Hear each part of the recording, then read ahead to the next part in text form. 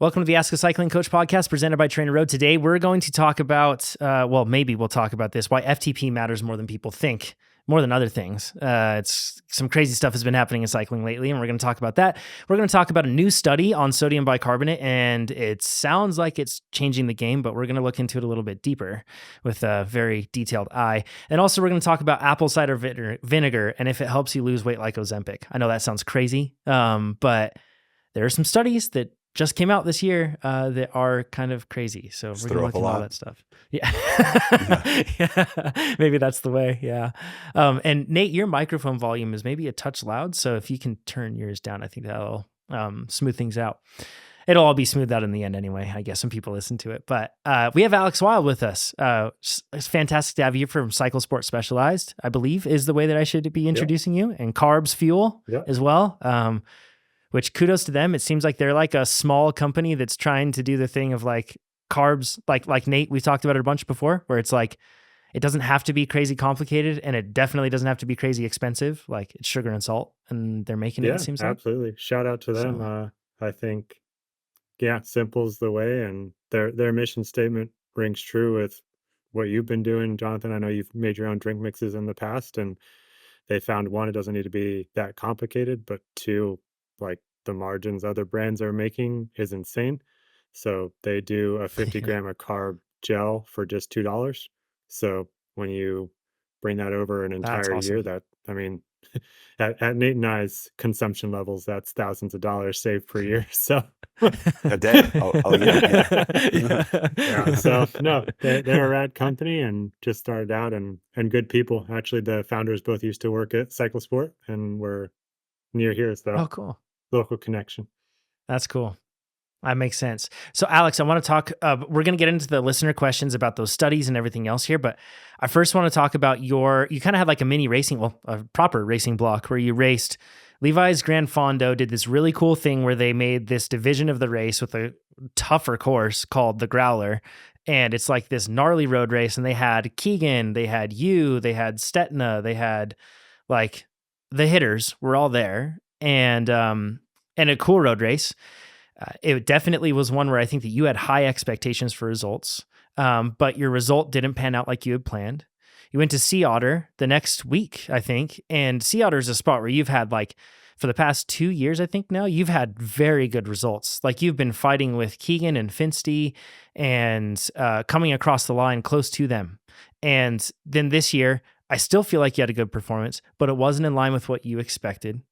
Then we go the next weekend and you went all the way out to Prescott, Arizona. You went to Whiskey Off Road and you had a great race in terms of result and outcome, but also performance. Like you were there when it mattered and doing a lot of you were doing the right things. So with all that said, this is probably super relatable. Nate, I'm sure you've had this too, where like you race and it's just like the pieces don't come together. Some days up with Finsty and Keegan and some days not. Yeah. Super common. Yeah. You know how it goes. Yeah. Mm-hmm. So the pieces just don't come together and then they do. And it can be frustrating.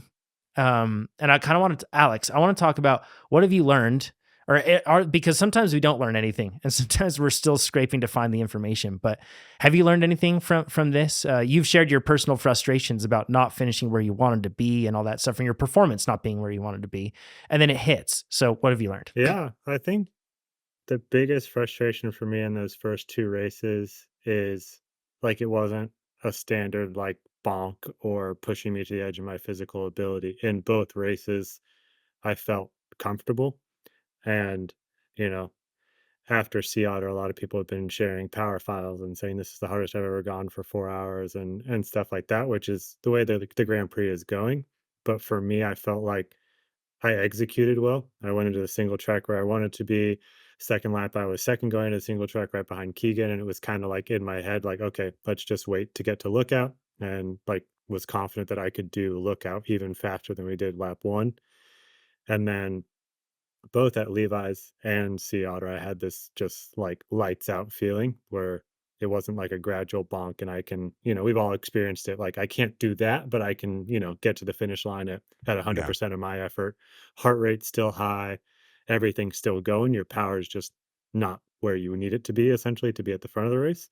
And that I feel like I could accept. But this was like my power drops off a cliff. I can barely hold 200 watts. I don't trust myself to stand up on the bike because I don't think my legs can hold me up. I'm getting lightheaded, Wow. tingly, and like you see my Whoa. power and my heart rate in the file just nosedive. And so it's like Hmm. clearly just something's not going right. Um, one of the big change, And one thing to put in context really quick for Alex, for people listening that might not know, like what's your FTP roughly? Because you said like 200 watts and you couldn't do less than that. Somebody listening to this is like, I'd kill to ride at 200 yeah, watts, right? no, So, no, for sure. Somewhere around 400. I train at an FTP of 380 just because my coach knows that if it says 230 to 250, it's 250. So kind of saves me from myself a little bit. But yeah, I mean, if we did like a true FTP test, and I've done the ramp test, like the TrainerRoad ramp test, and it was 403. So somewhere around there. cool. Yeah. Sorry. So continue. You had got to the point where it dropped off. You looked at the data and it also, the heart rate and power Yeah. And nosedive. just like completely cracked, like not in a normal way, just like something definitely physiologically is going wrong in this situation. And so not a lot I can change in a week, right? Like I'm already committed to these 3 back-to-back weekends of racing. And so one of the things we just kind of went back to the things we've changed since this has never happened before. And so I'm working with a new dietitian this year and we got to a new weight and we were also adding in uh, sodium bicarb in the morning of the race in terms of just baking soda and orange juice, doing it the old fashioned way. Um, and Ooh. then also doing beet juice the day before and morning of.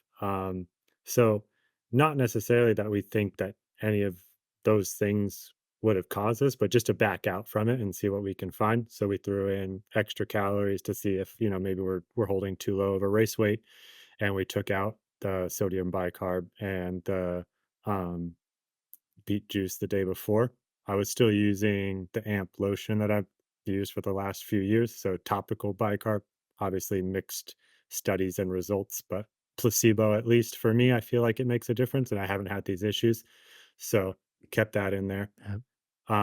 And then, yeah, whiskey obviously went really well. I felt like I was the strongest on the day.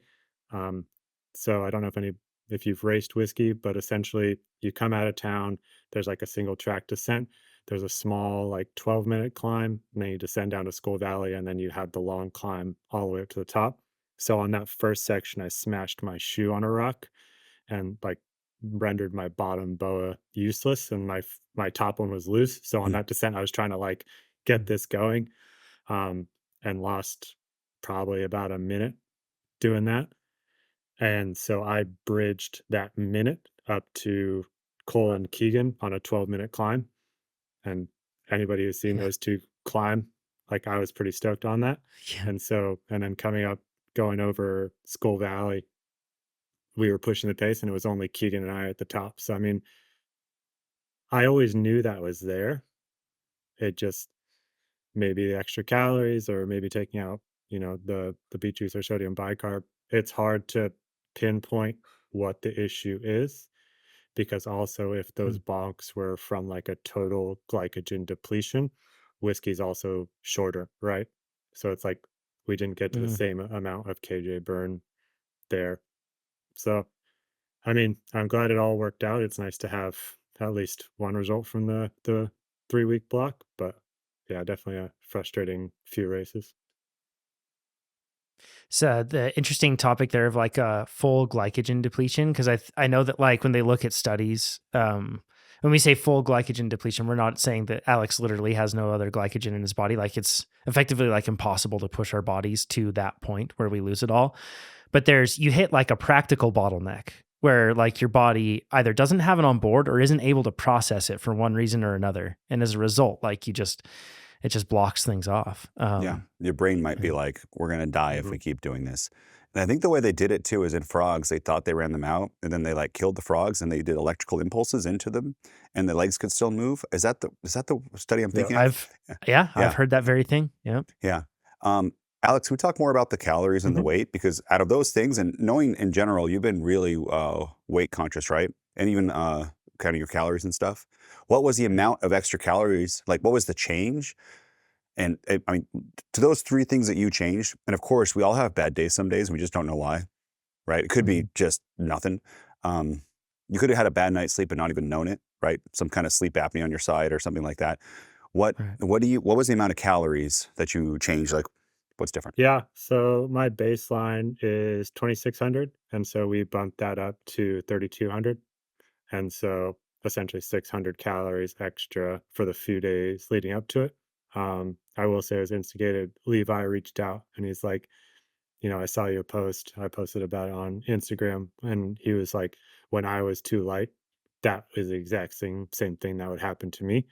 And like he was saying, it can Mm. even be very small, right? Like I'm sure he wouldn't mind me sharing this, but he said at 58, 59 kilos, couldn't compete. 60 kilos, he could compete. And so it's like kind of a Mm. fine line. And so, we approached weight this year from a very mathematical approach. We did the DEXA scans. We did, no more than 0.5% to 1% of body weight loss per week and making sure that, performance is good. Um, Went into the Spain stage race and obviously the old Honda KOM and was firing. And then I think probably just continued for too long. And so through like I kind of did the average of what I was, old La Honda and Spain. And it was, we were weighing in at 67 kilos. And then after that, we were 65, 66s. So for me, maybe that's just too light. Even the math, says, hey, look, like you have enough body fat for like the normal person in quotes. But for me, maybe that was just too light. So the decision we're making is we're essentially bringing the weight up to be 67.5 to 68 on normal. And then going into races, we can do like low res and stuff like that to essentially drop the gut weight and be 67 on race day. For those Yeah. 600 extra calories, do you usually Yeah. carb load? Yes. So we do just the day before, and we do so standard baseline and what we call 100% eat back. So essentially, if your ride was 1,200 calories, you add in 1,200 calories using calories and kJs intermittently from cycling efficiency. And then we add 2 grams per kilo of body weight to carbs. So in this example, if you call it 70 to make the math easy, you'd add 140 grams of carbs or roughly So you quote 560. eat as if you were 70 instead of 68, Uh, basically. Like you up yeah, it. no. 70 just makes the math easy. So you add 2 grams of carbs Okay. per kilo of your body weight. So if we were Got it. 67, it would be 134 grams of carbs added to what we would need. Makes sense. And so, Have you ever tried um, kind of upping it for a while or racing at a higher weight while being like with some extra carbs on board? I haven't really weighed myself the last couple years because, to be honest, the last time I focused on weight too much, it didn't go well. So I guess I had, you know, bad memories of that, and I would rather kind of just carry a little bit more extra weight, which was kind of the reasoning behind getting a dietitian and doing it a more calculated way was with that, I think we're leaving some weight on the table. Like I was probably floating around 70 kilos, maybe even more on race day after carbo loading and stuff.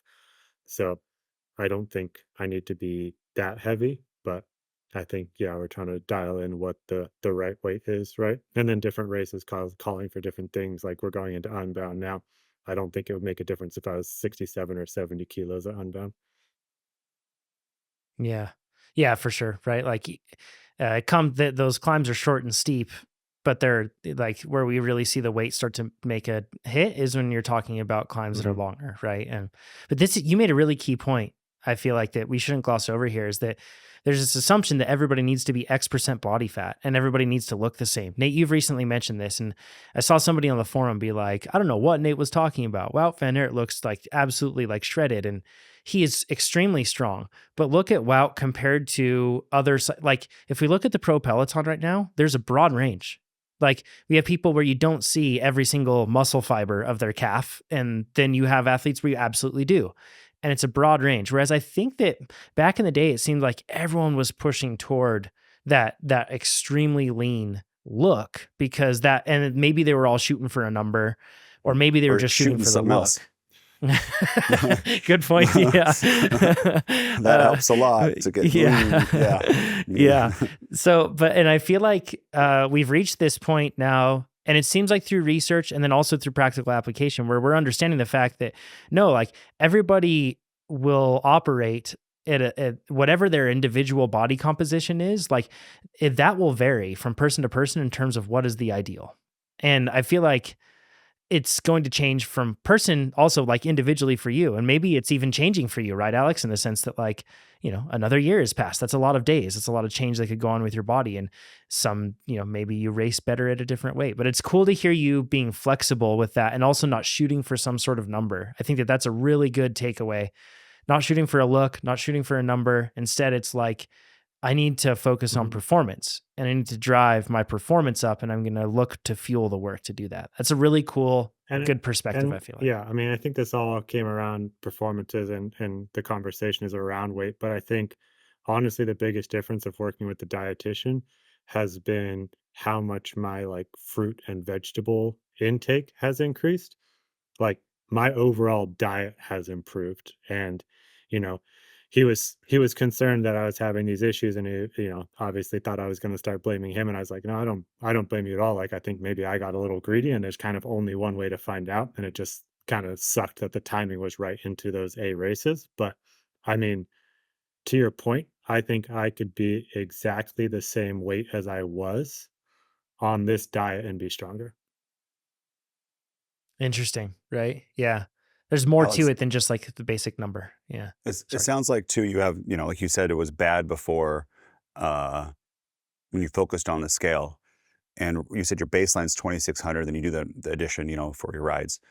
And I just wonder what would happen if still no scale, but if you went up to 3,000 long term with a dietitian and then looked at the power numbers and the time, and if you'd recover better and be able to maybe do more volume or Yeah. just have more compensation. Oh, absolutely. But I know you've been concerned about weight. I think, yeah, like, so have you thought about that or going 3,200 for a while since you just had a great performance on 3,200 Yeah, for 6 days leading I into it? think it's definitely something to consider, but also I think we kind of have to give each stage some time, right?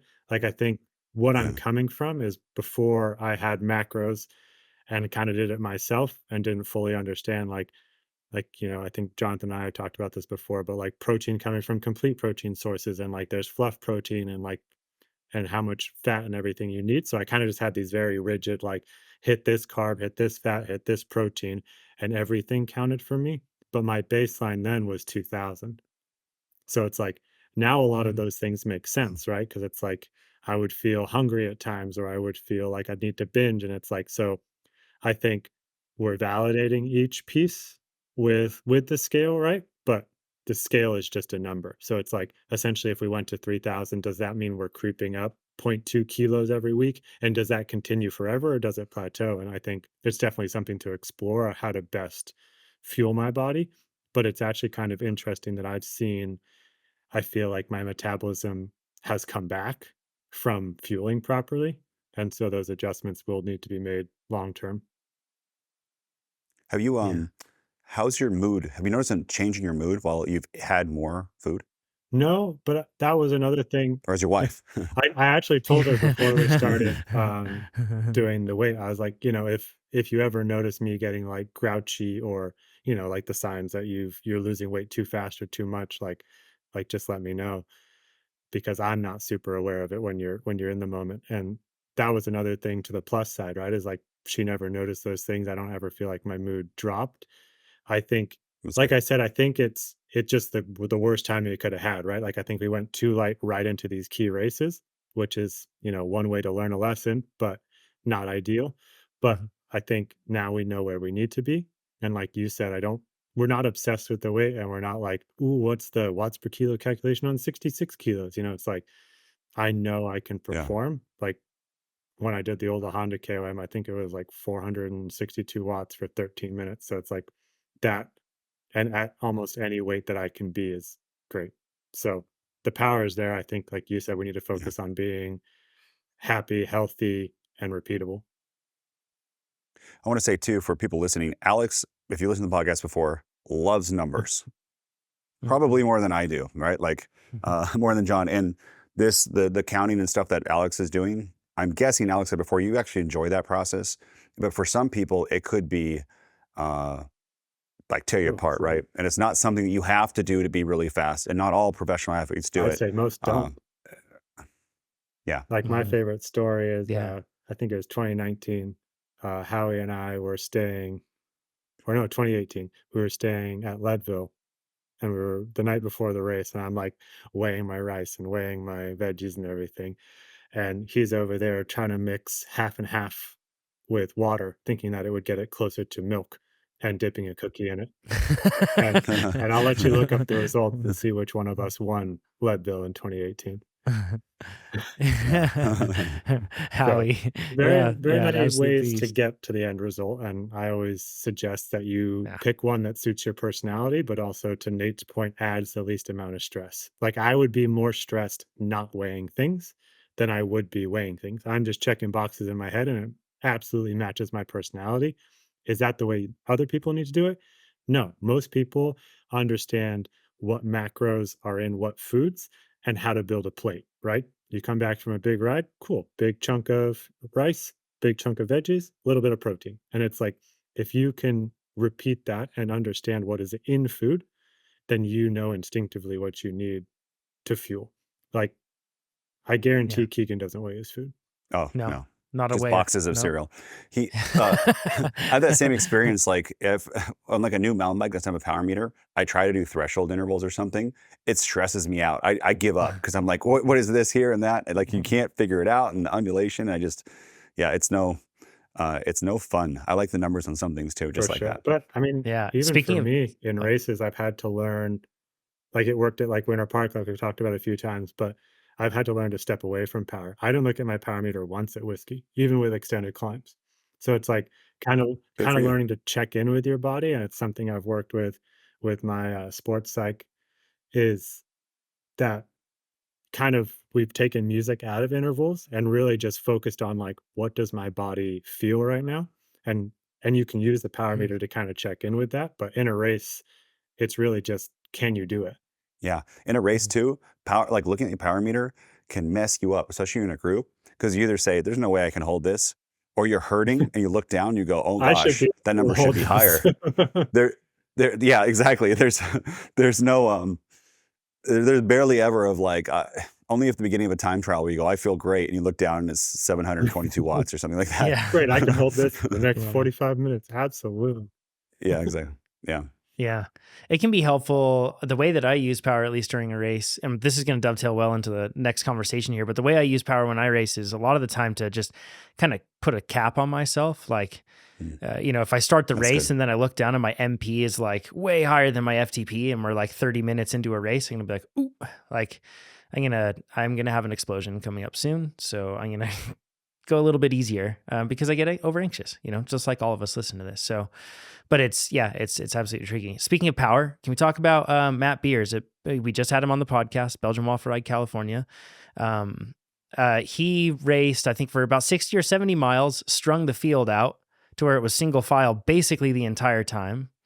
And then he like settles in for a touch in a group. And then after that, he goes solo and he basically does like a 60, 70 mile solo effort and just wins the thing with a massive gap. And people in this field, Alejandro Valverde, Alexei Vermeulen, Pete Stetina, Peter Vakoch, like all like absolutely stacked field. So it wasn't like Matt rode away from pack fodder or something. Like these are like extremely good cyclists and Matt rode away. And I want to talk about a potential problem that all the Lifetime Grand Prix athletes have. That is, if you let Matt Beers go, how in the world are you going to catch him? Like just running the numbers. Alex, when you guys like are in a pace line and it's the front group sort of thing, a lot of average athletes and they do a pace line, the first few poles are going to be like, everyone's doing 400 watts. And then after that, everyone's blowing up. So the poles drop down and they're like 230 watts. And you're hoping that it stays consistent, but over time it drops down. What's sort of like, it seems like most people need to be around 6 watts per kilo and have somewhere around like a 380 to 420 FTP to be able to, compete with Lifetime Grand Prix, somewhere around there. So what's sort of like when you guys are doing polls typically, and you're just trying to like control a gap or something else, what sort of power are you guys putting out? Yeah, I mean, it depends on the situation. I wasn't at BWR, but my guess is that no one believed he could do it. In terms of like not discounting Matt, but like that's a long way to the finish. Like we have plenty of time to like organize. And I think by the time they realize, and you see this in World Tour racing, even like I think it was just too far gone.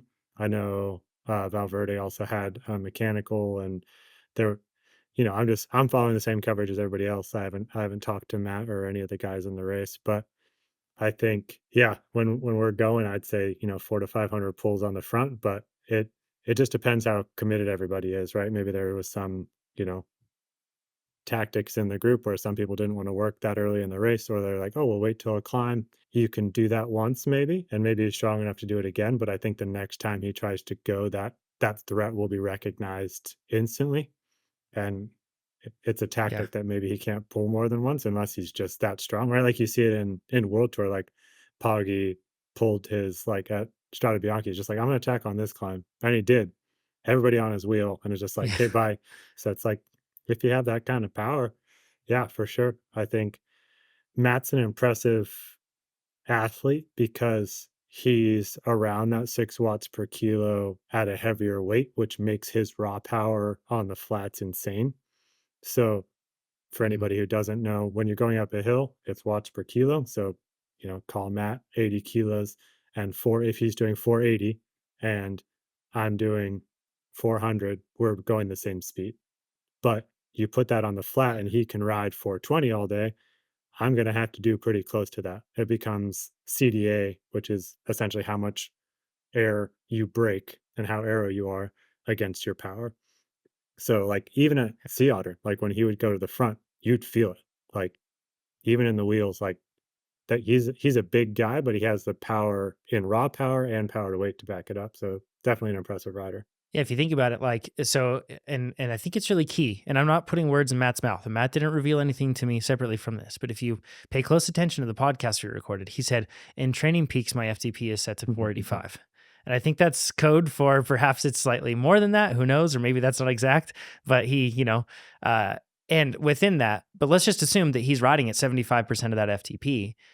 Everybody in the group has to be rolling turns and they have to be holding like 400 Yep. watts at least for like everybody at the front. If you're doing less than 400 watts at any point, you're not going to Yep. catch him. Like you're going to stay stable. So you have to do higher than that.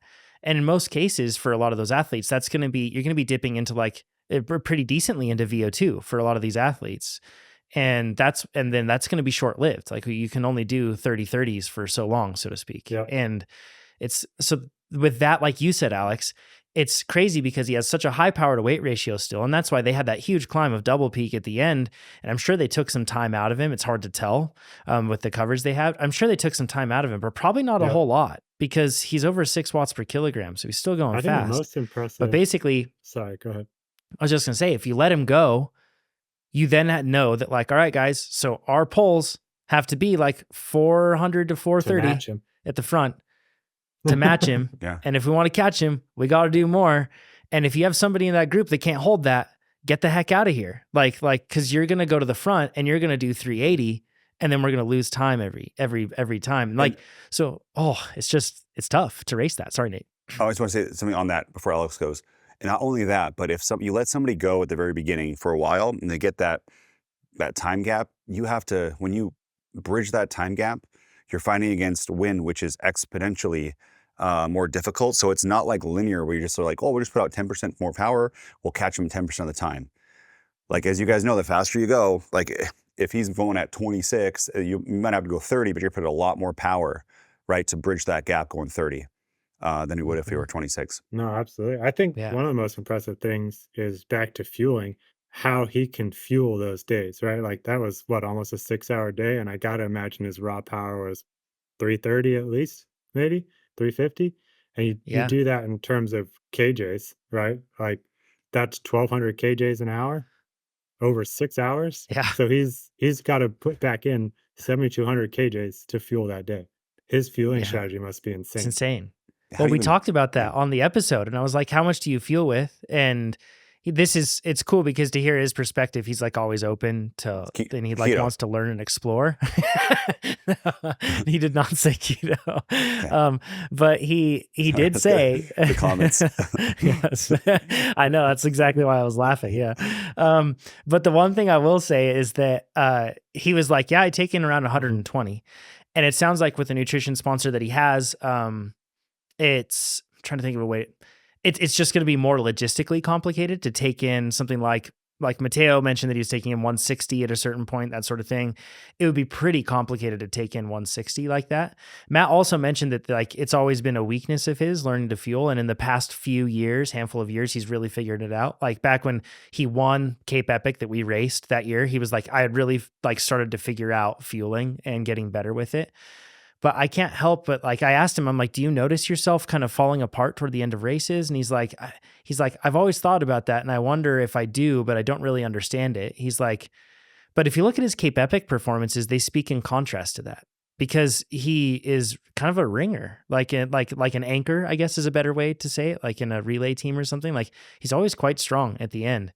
So it's, I assume that he's pretty efficient at utilizing carbohydrate. But at the same time, we're talking small percentages there versus the raw numbers, like just the raw numbers of taking in that or burning that much carbohydrate.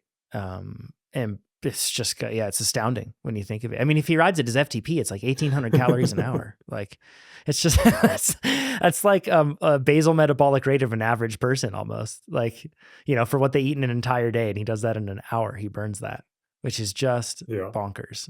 So I feel like they can't let him go though. That's like a point that, like you said, Alex, I was honestly a bit surprised to see Matt play that card so early in the season. I was expecting him to play this card to success, but to do it at Unbound, like, and to come out strong there maybe. And I was surprised to see him do it early, but because now I feel like I know Keegan at this point is like, I ain't letting that guy go. Oh, that's sure. like that's like goal number one. Yeah, and I think maybe it was just opportunity. Maybe he looked back and there was a gap or just an opportunity. Maybe he didn't know he was going to play that card. And maybe it was just the right time. The right person was on the wheel. The key players were in the wrong part of the rotation or something like that. And he's like, oh, if I can get 5 bike lengths, then I can get away or I can try. So maybe he viewed it that way. Maybe the Lifetime Grand Prix is like a race, and he was like, oh well, here's an opportunity. Like let's just see what happens. But again, I don't know. I haven't talked to Matt or anybody else in the race about how that played out. But it just seemed like there was some footage of like him coming out of a corner and just had like maybe 3 to 5 bike lengths, right? And it's like at that point you're far enough out of the draft that again, maybe that's where like a few things came together. Like he had the gap, no one recognized the threat immediately and just sprinted to the wheel, right? Like they're like, we're hour like 2 or 3 of 6. Like I'm not going to blow that match. And then it was just kind of like, holy crap, like he can actually do that kind of thing. Like I guarantee there was some disbelief in the group for sure. And that maybe didn't help the cohesion either. But again, you play that card once, and if you play it again, you better have the engine to back it up, which, we've seen Matt might have that engine. So, but I think, like you said, a lot of us now are like, okay, we won't let that happen, or at least do our best to not let that happen moving forward. Alex, I think what that scenario you described works at all levels of racing, Cat 5 people, especially when in that backpack, there's other people who think they're they're really competing against each other. And they think that you're not the real threat. And because then they look at each other and go, man, if I attack here, John's going to jump on my wheel and then he's going to beat me, or, the other way around. And on this one, it was so long. I'm sure that anyone thought that if they were going to bridge to Matt, it was going to be a match. And then it was going to be them and Matt. And he's got to sit in Matt's draft, right? And take these big pulls or whatever and get like sucked along probably too fast and then get burned up later on. And maybe they thought they could outclimb Matt on climbs, but they're not even going fast enough on climbs because they were smaller. Like all of those things are kind of work together. And I've done this on our first video ever. I did a bridge like that, like a 25 or 20-minute bridge or something, power PR. And when I talked to the Peloton afterwards, and I won that race, it was Cat 35 plus. Cat 4 35 plus, a little bit different scenario, but it's still the same concept, right? Yeah. And what the people said in the group is, we didn't think you'd make it, so we let you go. right? And the other people said we didn't think anyone was going to bridge, so we weren't looking back, right? That's I don't know. It's kind of fun to do that. I just hope, like, everyone likes the mythical rider. I just hope Matt was just bored. He was like, I'm bored. I'm just going to go for it. I know, right? Yeah. But for Cape Epic, or not Cape Epic, for Unbound, Yeah. luckily I haven't done that race, but my understanding is that it's some like, it's little rolling hills and then kind of flat-ish and then the wind can be huge in the weather. Yeah, you Is that accumulate correct? roughly, typically on the course, you accumulate somewhere around 10K vert over the 200 miles, but it's death by 1,000 cuts, 10K vert. It's not, correct me if I'm wrong, Alex, but it's pretty darn rare if you have a climb that's going to be lasting longer than a few minutes, right? Like most of them are shorter Yeah, than that. I'd say maybe 8 to 10 minutes at most, and there'll be like maybe one or two of those. Like, Yeah. I forgot what it's called, but I remember you turn right and there's like a gradual climb, and that one tends to, like, it's like Water Tower Hill or something like that that they put in a couple times. And at the end, Alex, I believe it's most of the climbs are at the beginning, right? And the end is more flat than the beginning. Yeah, it depends on the course, but yeah, it definitely tends to be in the first half that you have those, I guess, separating climbs. And Mhm. then from there, and it's kind of like Sea Otter, right? It's a pretty well known race, and how it pans out is, everyone goes out at once, and then there's going to be like a bottleneck or a feature. Last year it was the mud, right? And then the group that gets out of that tends to stay together for the rest of the race. Maybe a few riders fall off because they're riding above their pay grade, but most of those guys can be there and are happy to work, and like, cool, we have a group of 7, we're all friends until the finish line. And then Mhm. you may just have different riders trying to win different ways. Like Stetna may not trust his sprint, and maybe he'll try to go on one of the last little hills, or, you know, some stuff like that. And you'll see those moves going, and a little trust being lost in the group in those last couple hours. But it tends to come down to that finish. And again, this is where at a longer, more time to go, if Matt goes and there's a group of 4 or 5 people, it's going to be tough. Like Keegan might want to jump on, but then someone else can jump on Keegan, right? And there's Mhm. counterattacks, and it's that hesitation, and they know. And plus, just Keegan's raw FTP just isn't as big as Matt's, and Yep. on something that is depending on the wind it's going too, with the rolling resistance that you get with gravel, like it could be really hard for Keegan against a giant. Has he raced against a real giant high FTP rider at the end of Unbound. Unbound? I don't think so. I mean, there's some big Um, dudes. The Ivar Slick is a really big guy, and I bet he has a really big FTP. I yep. don't know what his numbers are, but I bet. And he out sprinted Keegan in the group, so it wasn't like a solo breakaway move. Yeah. Yeah, I mean, to your point, Nate, like it's going to be really interesting to see how this plays out, because everybody else will also be looking to Keegan to close those gaps, right? Because Keegan's Yeah. like the dawn of the peloton, right? So like they're going to be looking to him, because everybody now has this urgency of like, we don't want to let Matt go, but everyone, or not everybody, has the ability to even close down one of his moves. So they're going to look to Keegan to do it. And I mean, Keegan's a very close friend of mine, and I really like seeing Keegan's success, but at the same time, I really want to see people challenge him. And I want to see even like people beat him, because I know how much that will Send this. yeah. I've already told him this. We had this conversation. You know how much that'll fire him up? Like he likes that sort of thing. Like Yeah. he's a And bit I think bent in the it's head. You abuse him and he's gonna like it. So that's and I his that's think how he it's works. coming. Like, you look at the last 3 races, right? Levi's was a sprint. Sea Otter's closer than it's ever been. Alexi, I think, was less than a minute down. Whiskey last year, he won by 12 minutes. Cole was a minute back. I was 2 minutes back. So it's like it the way the year is starting feels like the field is really competitive. And I don't think it's because Keegan's lost a step. I think it's because everyone else is upping the game.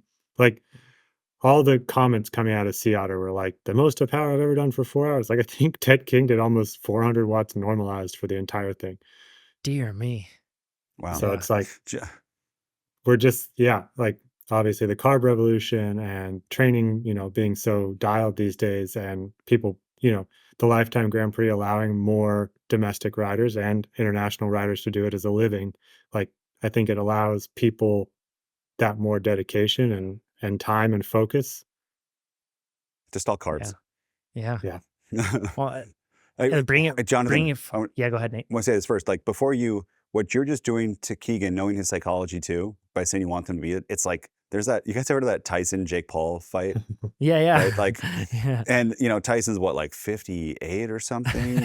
And he's when people don't know, Mike Tyson, and he's fighting this YouTuber Jake Paul who's 28, 26 or something like that. And Jake Paul's fought in boxing some weird exhibition matches and some retired boxers, but he's like undefeated. So now it's going to be on Netflix in June, and the people, you can see like things of Mike Tyson being like, I lost my spirit, all this, but now everyone's like, some people are like, Mike, you can't do it. It's impossible, Mike. And you see Mike training, and it's insane. It's like scary to watch. I'm worried for his trainer that he's have you seen these videos? Like, I haven't, no. Go on TikTok and do Mike Tyson training, and it looks like he's going to destroy his trainer who's just holding the mitts. He's like an inch away from losing his life. And then you watch Jake Paul's training, and I don't know. I mean, I don't want anyone to get hurt, but the fire that Mike Tyson has, I think you want that fire in Keegan by saying, 100%. Oh yeah, I want to see you lose. This is about time. Like, I want to see you challenge. Like, like Keegan will go bad. In one respect, like the worst thing that the field could do is beat Keegan. Like it's, you know what I mean? Because it's just like, it's going to just. It's Rocky. Yeah, it's Rocky 2 or whatever, yeah. Exactly. Yeah, exactly. Yeah, I like the boxing analogies. Yeah. Alex, what would you do if you were in a situation where, like, let's say you're the favorite, like Keegan on Unbound in the end, you've got a group of riders with you and Matt goes. Like, what are you thinking? Like, what's going on in your head? What would be the situation that you would go, you wouldn't go? Yeah, it's hard for me because, like Jonathan said, that's not my responsibility in the group. But also, we share Specialized as a sponsor. So it's like, in my mind, it's a quasi teammate in a way. So it's like, I don't think it's my responsibility to close that, at least initially. But yeah, it's hard to say without being in the heat of the moment and like the exact like situation that's going on. That's the thing that they think about. You think these are individual races, but in that situation, a teammate would make all the difference, right? Matt goes, and everyone's so tired. If Alex can Alex, you'd race your own race. I'm not saying, but someone like that, a teammate who just buries themselves and pulls it back, and now you have a fresher, Keegan, wherever they pulled up, and a tired. Or even the opposite. Like, he's off the front. It's like, okay, I'm not pulling through anymore. Yeah, exactly. Yep, totally right. Or you probably wouldn't do like soft fake pulls. Aren't really, people yell pretty fast, right, at the high levels. Keegan will yell at you in half a second.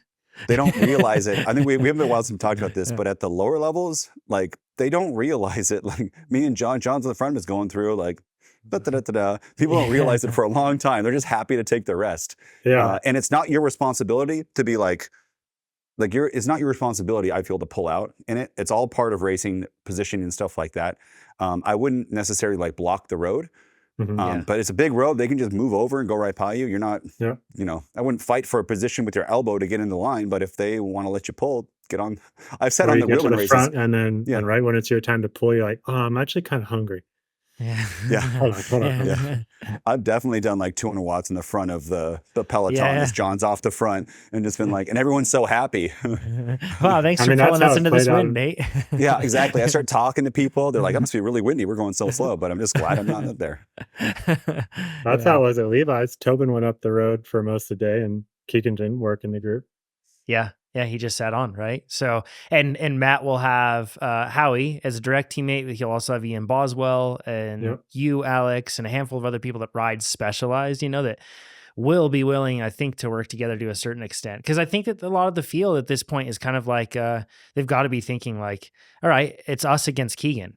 Like, all of us combined against Keegan. Because to be frank, like, he's been entirely dominant, effectively, like he's for 2.5, 3 years now. So yeah, I mean, if I'm the field, I take that personally, right? Like Jordan, and like, I want to like change that. So I'm excited for it. It should be really great. And I just think having Matt here is just such an interesting, total opposite end of the spectrum in terms of like the power profile with the watt kg.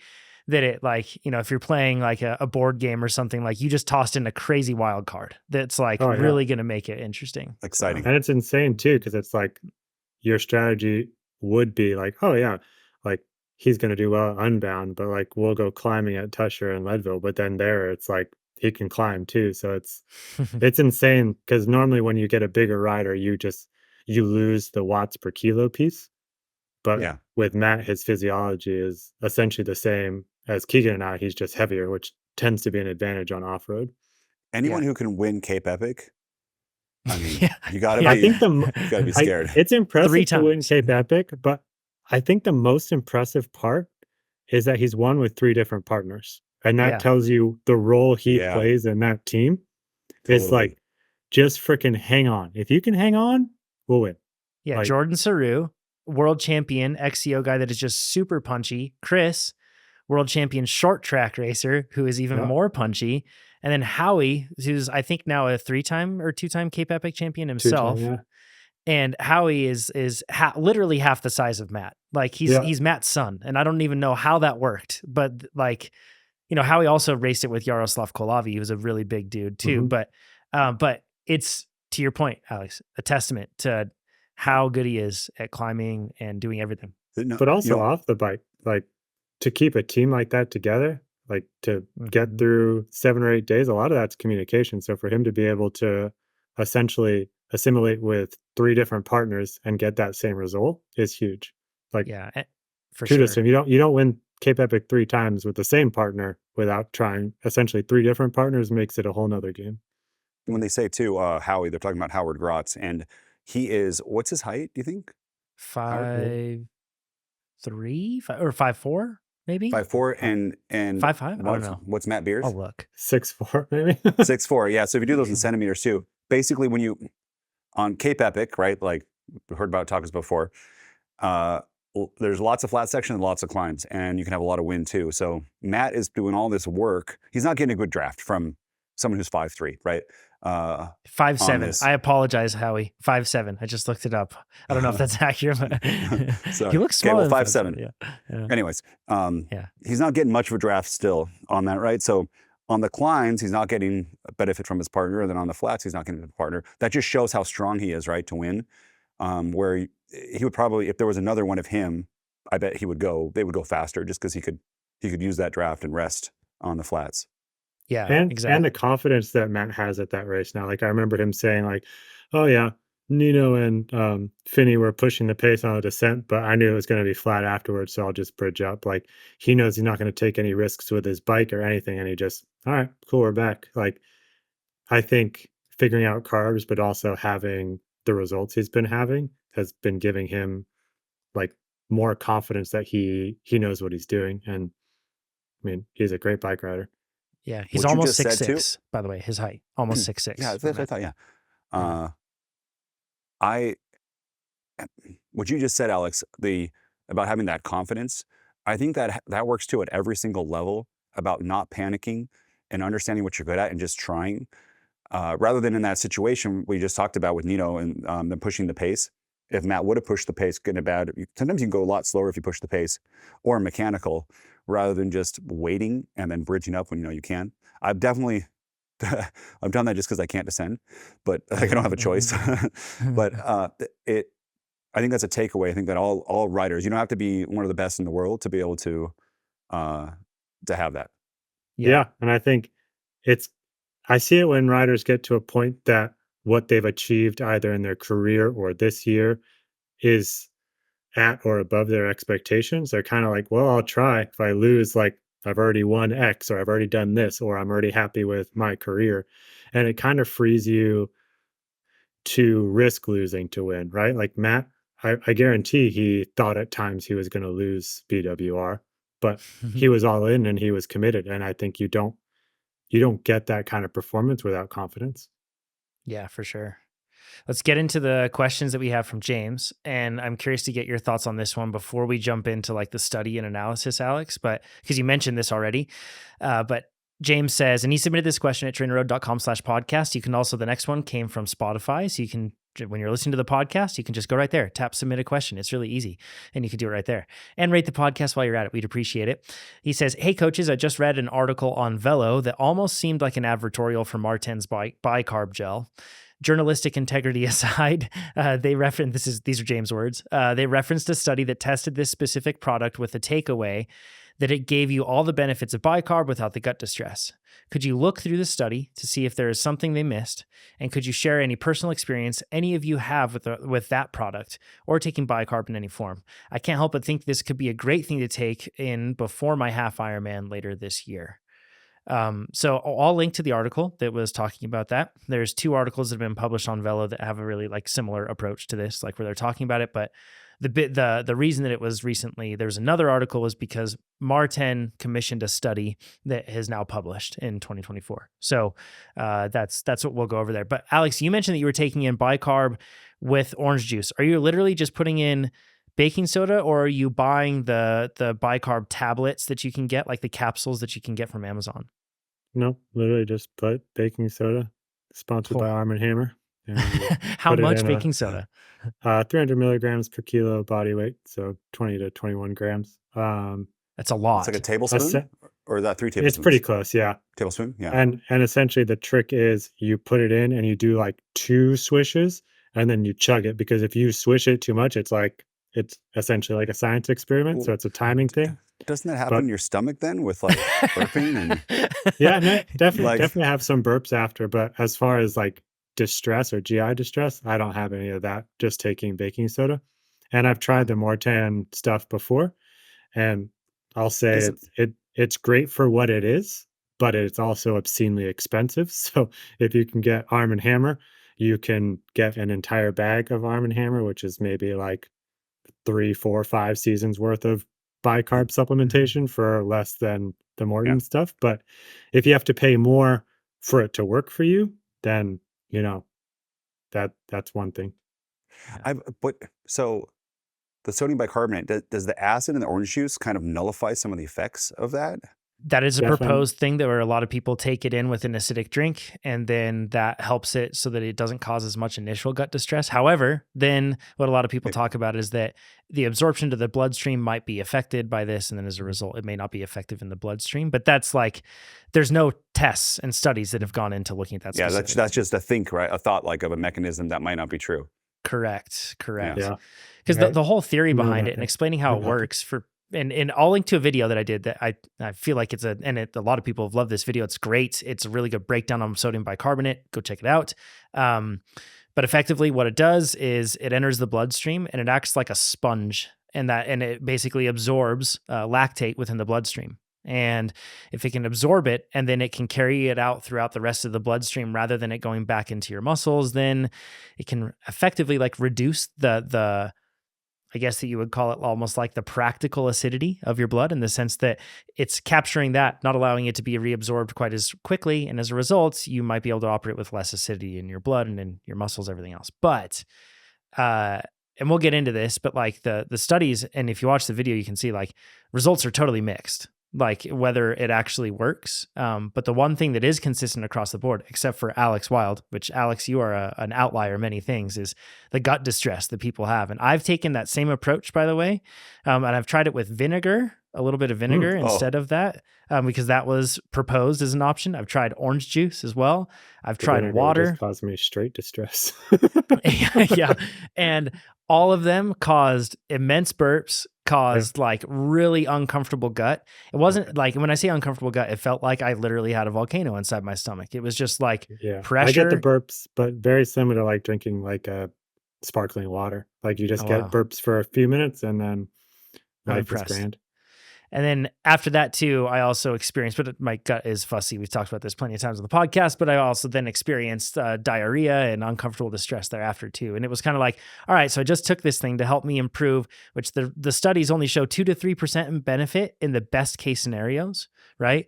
And I just took I've something to also help me with heard 2-3%. Yeah, I can't even ride my bike because I'm sitting on the toilet. You know what I mean? And like 2 to so- 3% lighter in the wrong way. yeah, exactly. That too. So I also it's- heard for like endurance, like I think this question mentioned Ironman, that it's most useful in like short track and XCO or hard start style racing, and that Correct. past an hour, it's actually out of your system. Yeah, anything over 2 hours in the literature shows that like anything over 2 hours isn't effective, and in between 1 to 2 hours, it's not likely. And it Mm. is, like you said, shorter. Now, in some cases, some people do take it at the beginning of a long race because they know it's going to start hard, sort of a Yeah, thing. And then it exactly. could help with that. But then they know that they can't count on it later on.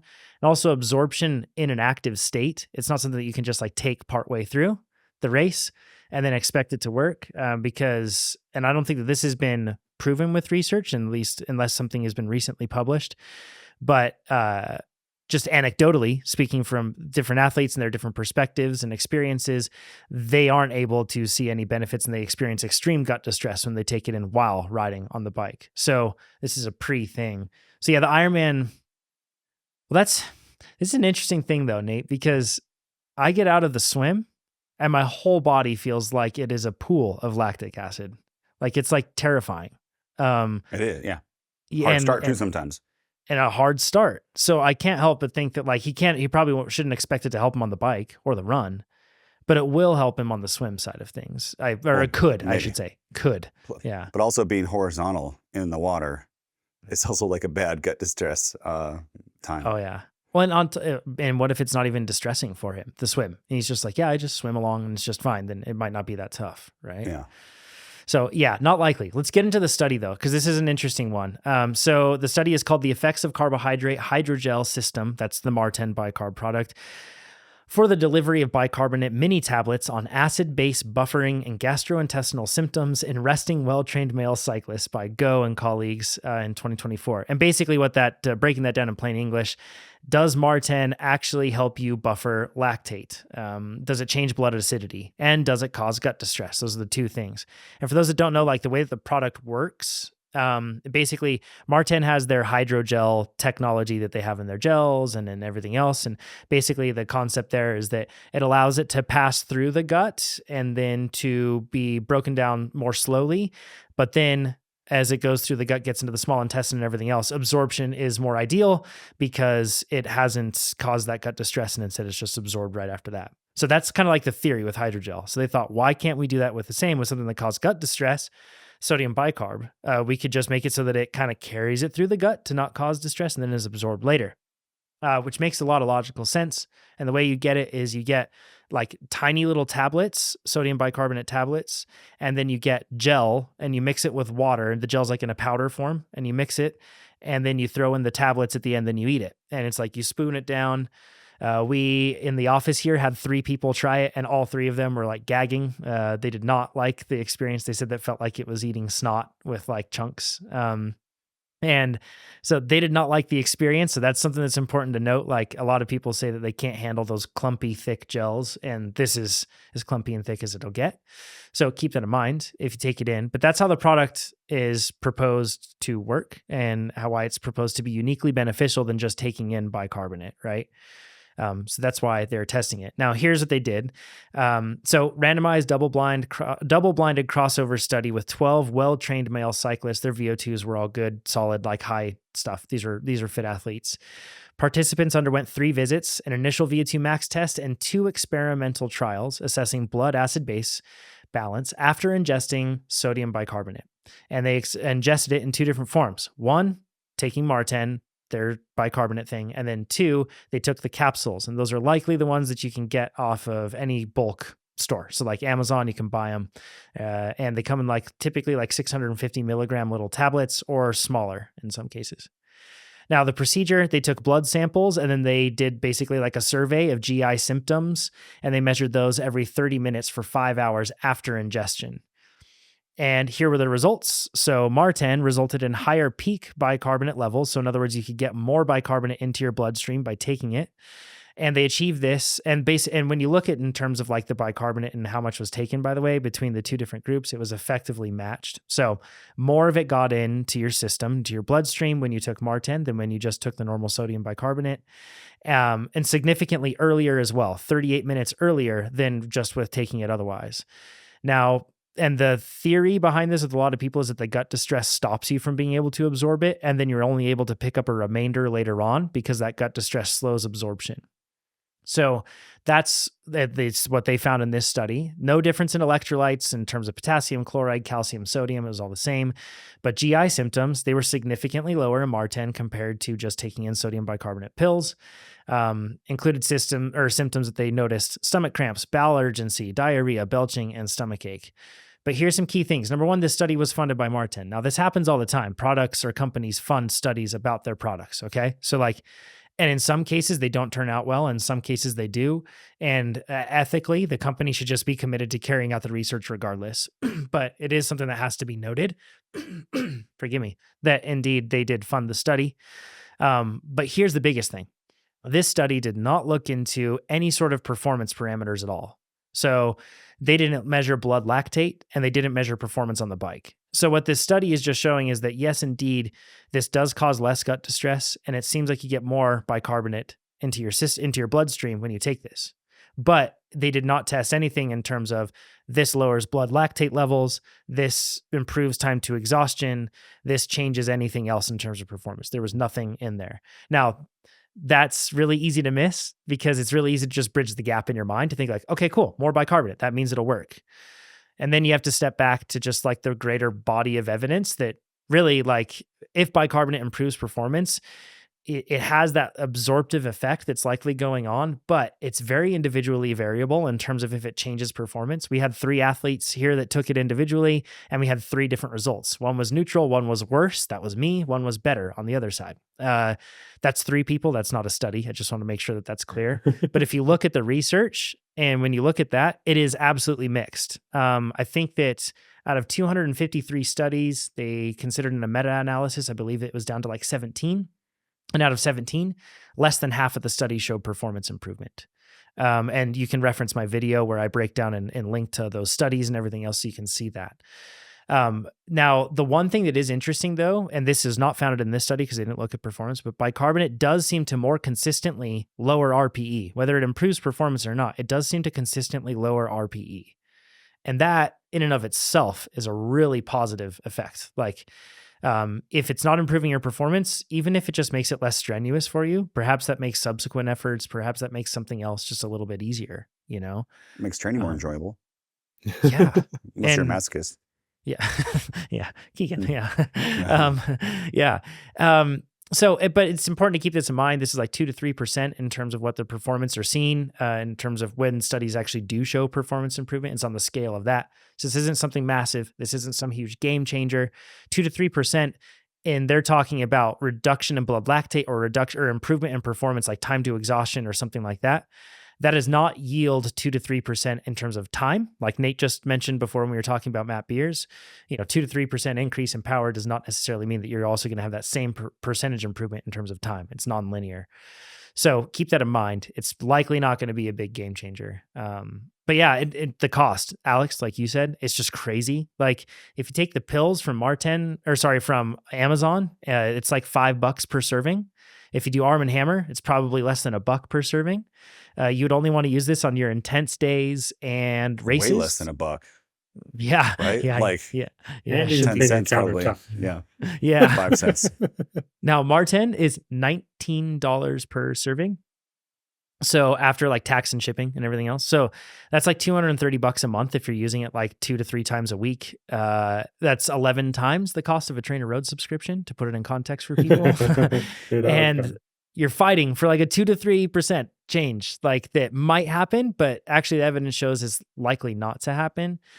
So I don't think that this study changes anything, but it is really cool to see that this study does indicate the fact that like, hey, their marketing that they're saying here, because a lot of people accuse Maurten of like excessive marketing, but in this case, at least with this one study, and we need to see more studies, but with this one study, it does seem that actually like it does pay off. And it doesn't seem like there are any like obvious errors or anything within the study, at least to me, but I'm probably not the right person to say that a study is perfect or not. Yeah. So pays off in the terms of that it increases the sodium bicarbonate in your bloodstream. Correct. Yeah. Performance, who knows? Now, next thing I would do then is I would have a study pay for it where you have people taking this at different amounts at a certain type. And what I'd want to see is like the more that's in my blood, like, so we measure the blood and the more I take, the more is in my blood, and the performance, there's some relationship between those two. Or the other one I would try to do if I was Maurten is really try to figure out why the non-responders are non-responders. I think we talked about this last time. Some people are non-responders to creatine, and that's because they had a really high diet in red meat and they already had enough creatine in their muscles, so they're kind of loaded, at least less responding than other people than like someone who's a vegan. And if I was Maurten, I'd want to find that, right? And be able to be like, this is it. And then other scientists would definitely try to study that and replicate it. And then you'd have yourself a winning product, because even if it was $19 a serving, if it made me 1% to 2% faster on race day, I'd take it every time. On the key race day, for sure. Yeah. Right? I wouldn't do it every work at like $200 and whatever a month. Like, yeah, that's a lot of money, but I wouldn't. But yeah, on race day for sure. And they could make a lot of money on just race day sales. Oh, Yeah. for sure. I think, it makes sense to me that Maurten funded it, because who else is going to fund a paper to research their product? I think the miss for me is they clearly had an ability to test VO2, because they did, to like say these were trained athletes. So why not just repeat the VO2 test, which is essentially going to be time to exhaustion on your product versus on another product versus no product. So they, Yeah. I don't know. I guess that always makes me a little skeptical that maybe they did, but they didn't publish that part because it wasn't conclusive, or like, why wouldn't you want to test it in like the real world scenario? Like, it's great if you have more bicarb in your system, but I want to go faster, please. That would be the bad part too of a study, that if a scientist did that. We actually funded our own study. Yeah. Did we ever talk about really about trying to figure out how many carbs people could take in per hour? We don't sell anything. It was just curious. And Dr. Polgar did it, and he found that they could. Yeah. Yeah. So taking massive amounts of carbohydrate, and it didn't affect things adversely. So it's an interesting, it's a spot where like more research, like you said, Nate, needs to be figured out why people are non-responders. I, for one, don't mind consuming it. I didn't find it gross. And it was just fine with it. Interestingly, we've talked about this before. I have crazy high blood lactate values, like at rest and at all times. Maybe I'm a diabetic that's never been diagnosed or something. I don't know. I don't think so. But I certainly don't have that whenever I go to the doctor for my checkups. And I've even gone through like screening for that sort of thing, and I haven't. I produce a lot of lactate, or I don't buffer and reprocess it. Who knows? It's likely maybe a bit of both. But when I took this, it actually lowered my lactate levels, and it kind of like brought me down to closer to normal numbers. Whereas the other people that took them, and this is actually common to see, is that interestingly, it seems like the body responds in a weird way where it actually produces more blood lactate, or it produces more lactate. So like when you take it, there's higher lactate, but it perhaps is just everything's operating at a faster cadence perhaps, and that's why it's there. And who knows? I don't think we fully understand. It's like there's a logical mechanism, but I'm not sure we fully understand exactly what drives it all to work. More research is needed, in short. Your blood can handle more because the acidity is less, so more fuel or something like that. Yeah. Yeah. So it's pretty interesting regardless. And it's cool to see the study that is published like this. And I think and I want to be clear that like, I think it's great that Maurten did this. Sometimes studies are really intentional too, or like, we don't want to test two things. We want to test one thing, and you just take it step by step. Right. So, and I think it's great for them to fund research and to go through this and to do it. And more companies should do this, in particular when they have bold claims, right? Like you should seek to they make produce the bold claims. Yeah, clinical research for it. So, let's hope what's on the packaging is right. All right, cool, it is. Yeah, there we are. Yeah, that's the common assumption.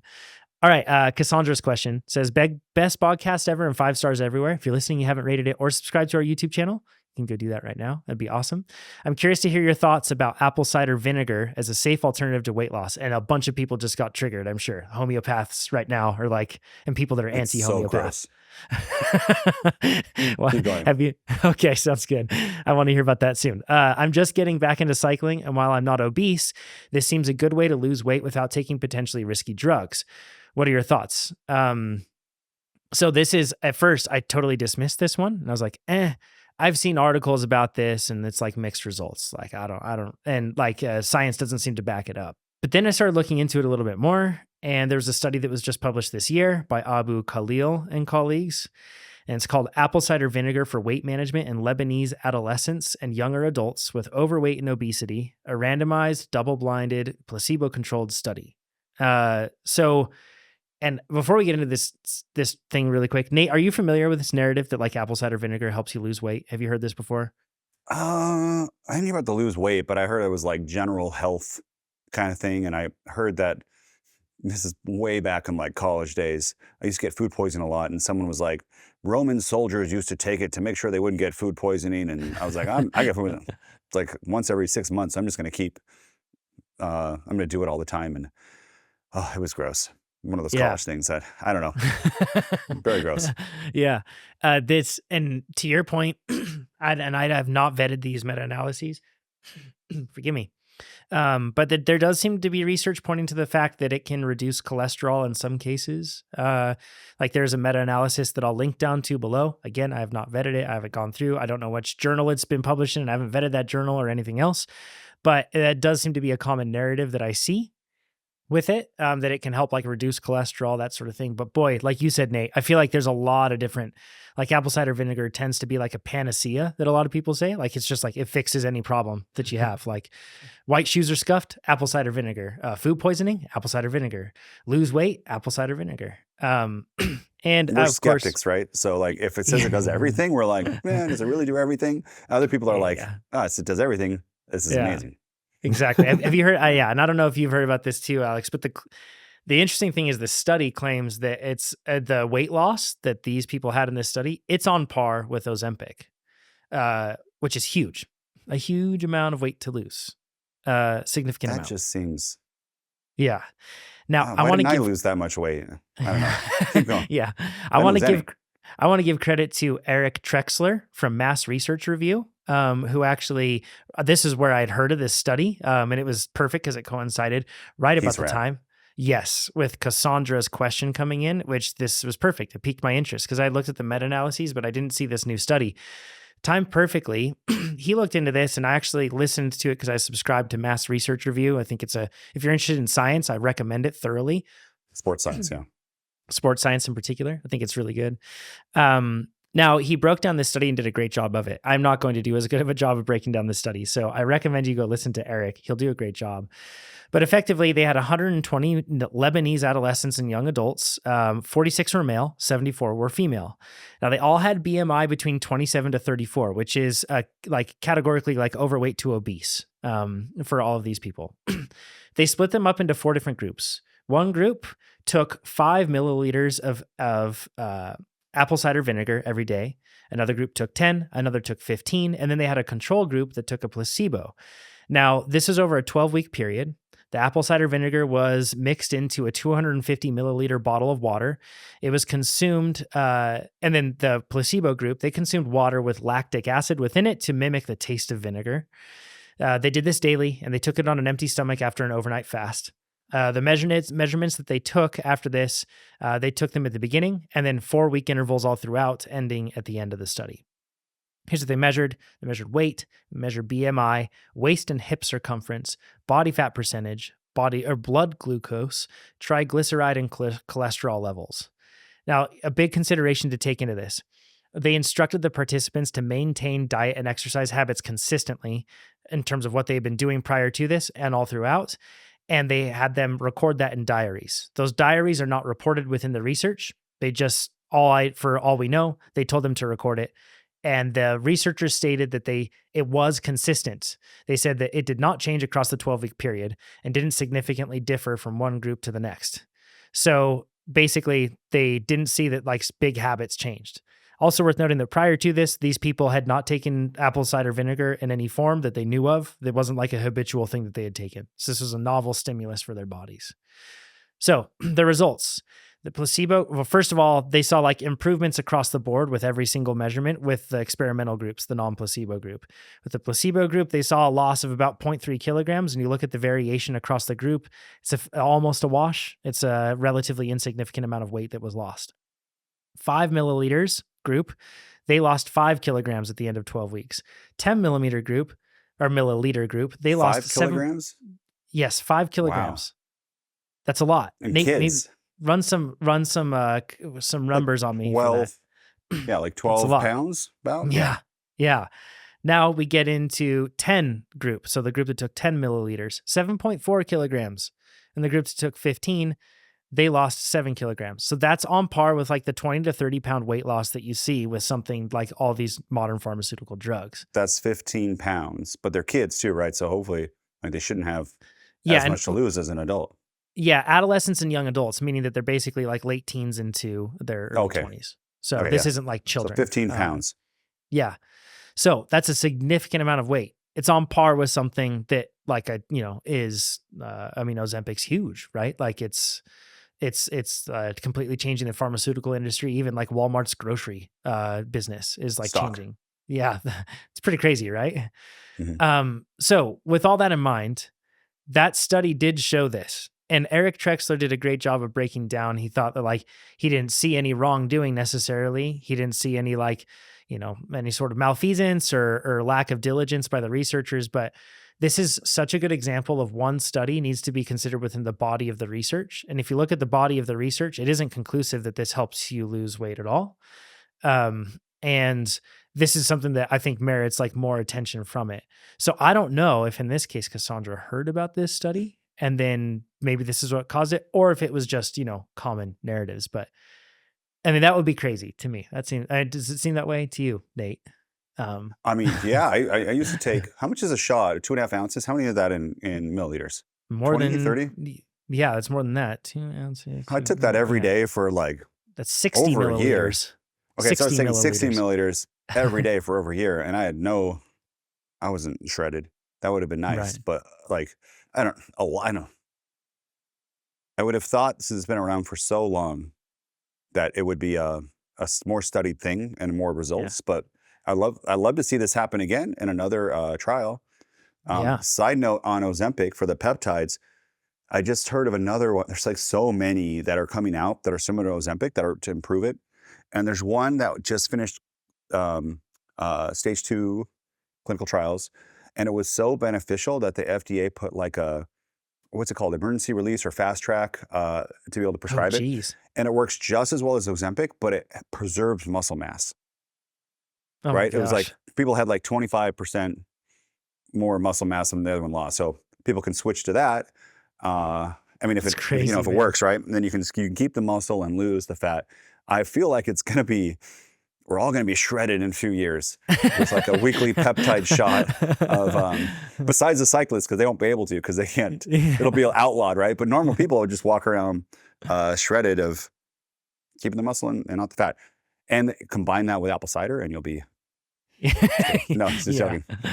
Do you take this, Alex? Have you heard about taking this? I'm sure you haven't, right? Like for this sort of thing. I've heard of it as like a coverall for sure. Like, yeah, with stain, use this. You have anything, Mhm. use. But I'll shy away from this conversation because I don't know enough about it. And for me, it's scary to take something and lose 7 kilos, whether it's Ozempic or white vinegar. That sounds Yeah. drastic. Yeah. And I think that this wraps full circle really well back to like what you were talking about or what we talked about in the beginning. Nate, sorry, you're going to bring something up before I No, go on it. just it's supposed to do healthy blood glucose levels, lower cholesterol, protect your microbiome. And I know I haven't looked at this in a long time. I just gave up because it tasted horrible. And I was worried too about like teeth decay. You Yeah. have to rinse your mouth off right afterwards because of the vinegar in it. This is one of those ones where I hope it's true, but I wouldn't like go out and start taking it based on this one study. 100%. Yeah. And so don't base your habits at all ever off of one study. And instead, like, you need to look at the body of research. So in this case, Cassandra, I would absolutely not see this as like, yes, it works at all. There's one study, but the one study stands in contrast to the body of evidence. So Yeah. I wouldn't put any stock in that, Just for a Google, it says the benefits, and there's another study from University of Chicago debunking the health benefits of apple cider vinegar from 2018. It's tough. It's one of those ones too that it's easy to fall into because it's so cheap, right? Yeah. And oftentimes too, if it tastes bad, it's good for you. Right. Right? Exactly. It's like, Yeah. I'm taking my medicine and then I'm good Yeah. for the day. And also probably the harm, I don't know if maybe there could be some like heartburn issue, but, and Yeah. the teeth decay, but the harm, like the risk to reward kind of thing, if it's probably Yeah. like $4 a month or something. And as long as you don't have heartburn and you rinse your teeth. There could be some other risk that I'm not aware of, just everyone knows, but I could see how you would just want to try it. Sure. And it also like, it helps that it has this like undertone of like being like this cure all for a lot of different things. And like, maybe there is something to it, you know? So it's certainly, I can understand the momentum, but this brings us full circle back to where we began with the podcast. And this is how we'll close it. That us cyclists, we can fixate on the things that don't matter as much. And instead we miss the main thing. And it can be so unhealthy for us. Like, you know, with weight in particular, let's make performance our goal instead of trying to shoot for a number. Instead of trying to shoot for weight loss, let's try to drive up our performance. Let's let our weight be what it is, right? And in terms of when you're looking at things and you're looking at weight and you feel that constant societal pressure to change your weight, look at FTP. Drive that up. Be like Matt Beers. And then everyone in the race is going to really not want to race with you anymore. And like, cause you're going to be so fast. So I think that the example that we need to look at is we need to look at the maximal gains. We need to look at what we can do to improve our training and our performance. And that's what we look at rather than hunting for these things on the fringe. Yeah. Well, I would say as a maximalist myself, you have to make sure that base, and Alex too, you got to make sure that base is solid, right? Because that's where you're getting all the gains. Like, got TrainerRoad, you're using TrainerRoad. Like, you're doing structured workouts, right? And you really have that FTP building there. And then I'm like, well, what if I threw in tart cherry juice at night? Yeah. Well, what if I tried rub some sodium bicarbonate on my legs? You know, all those other marginals. And you go, so 1% to 2%. And what if I add 12 of them together? That's 24% faster. And I'm suddenly in the Tour de France. Like, you know, it doesn't work that way. But I think that's the allure is we get so obsessed with it. And we put so much time into it. You know, especially Alex, how many hours do you train per week? 15 to 25. 50, 25. And then how many hours per week do you think you think or do cycling activities, including like all the things, bike maintenance, looking up stuff? How many hours are there in a week? Yeah. Yeah, right? Like you're probably 8 hours a day on that, right? I mean, I work in the bike industry, so I'm definitely always thinking of bikes. Yeah. But I'm just saying that you get so much time into it, and you just want to have, especially Alex knows, races are won by really small margins at his level, right? Yeah. And being 2 minutes back from Keegan, right? Like, I bet you're thinking, what if I mix those 2 minutes, right? And then your your career changes when you win that race and the next race, and it's just so it's so easy to want to take apple cider vinegar and do orange juice and baking soda and burp on people to win. And it's fun. And it's fun too. Like, and I think that this, there's a lot of experimentation that's harmless, right? If it's within your budget and it doesn't have any scary side effects or anything else like that, like you can, and that's fun. It's fun to try to do that. So I don't want to discourage that, but just make sure that you aren't getting the cart ahead of the horse. Like, make sure that your base, like Nate talked about, is solid first before we start to, if we start to think that the small things are what's going to make up for the lack of that, then that's where we've stepped wrong for sure. I remember we're at a crit training thing, and some guy wanted to talk to me for, about an hour about proper cadence when you crest a hill. And that was the thing that, right, like people weren't winning races. And like that probably does benefit to have a proper cadence, but you got to raise your 1 kg first, right?